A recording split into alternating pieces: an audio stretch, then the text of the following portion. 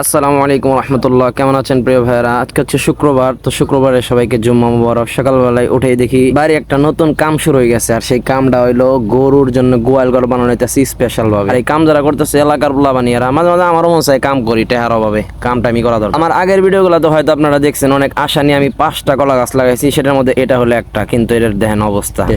So যাই হোক, আল্লাহর রহমতে ওই মাদ্রাসা যেটা নিয়েছিলাম ওইটা আলহামদুলিল্লাহ হইতাছে, দোয়া করেন জানি হয় ভালোভাবে। আর এই পাশে গরুর ঘরটা ভেঙে ফেলাইছে, কারণ ওই পাশে যেহেতু করতেছে। আর এটা হচ্ছে 2 নাম্বার, এটারও টেম্পারেচার খুব বেশি সুবিধা না, দোয়া করেন। এটা হচ্ছে 3 নাম্বারটা, তো 4 নাম্বার আর 5 নাম্বারটা দেখার জন্য চলে গেলাম। আলহামদুলিল্লাহ এই দুইটাও হইতাছে, দোয়া করেন যেন হয় শেষ পর্যন্ত। তো তারপর সেখান থেকে গ্রাম বাংলার প্রকৃতি দেখতে দেখতে খালার বাড়ির দিকে রওনা হইলাম। আর জানি না আপনাদের কাছে কেমন লাগে, আমার কাছে এই বিষয়টা খুব ভালো লাগে। অনেক ভালো লাগার মধ্যে এটা একটা ভালো লাগা যে এই যে সবুজ শ্যামল ধান ক্ষেত, এদের যখন বাতাস আসে, বাতাসে দোল খাইতে দেখলে অনেক ভালো লাগে। আর অনেক ভালো লাগা আছে, এটা আমার ভালো লাগার মধ্যে। আর এই জায়গাতে হাঁটতে একটু ভয় লাগে, কারণ এইখানে নাকি সাপ আছে বড় বড়, কিন্তু আমার এখনো দেখা হয় নাই সাপের সাথে। যেদিন দেখা হয় ওই দিন আমার ওই রাস্তা যাওয়াই বন্ধ হয়ে যাবে ভয়ে। আর অনেকে জানে যে নেচার লাভার অর্থাৎ প্রকৃতি প্রেমী নামে আমার একটা পেজ আছে, তো সেই পেজের জন্য সুন্দর সুন্দর কয়েকটা ফুলের ছবি তুলে নিলাম। নির্মাণাধীন অসম্পূর্ণ খালাগই ঘর। এখানে ঢোকার পরে এখানে যখন কথা বললাম দেখি ইকো মানে ভয়েসটা খুব সুন্দরই দেয়, তো সেখানে যাওয়ার পরে একটা গজল গাইলাম। তারপরে সেখান থেকে চলে গেলাম সাদে। সাদের কি দৃশ্য বাইরে ভাই, সুবহানাল্লাহ। তো সেখানে যাওয়ার পরে একটু ভালো লাগলো, ওখানে যাই একটা গজল মেরে দিলাম, বুঝেন নাই। ঘরের ভিতরে বসে রয়েছি, বাইরে